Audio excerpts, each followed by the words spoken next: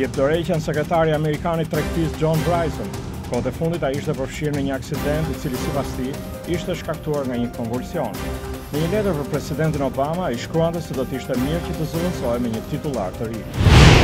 Presidenti Obama priti në shtëpinë e bardhë një grup të rinj universitar, të cilëve u foli për nevojën që interesat e kredive studentore të mbahen të ulta.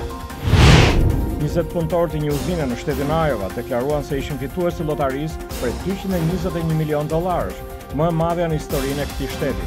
Biletat e lotarisë u shitën më 13 qershor. Kompania Samsung hodhi në tregun amerikan modelin e fundit të telefonave Galaxy, pasi rezistoi një çështje gjyqësore të nisur nga kompania rivale Apple, që akuzonte për shkelje të drejtave mbi teknologjinë e iPhone-it.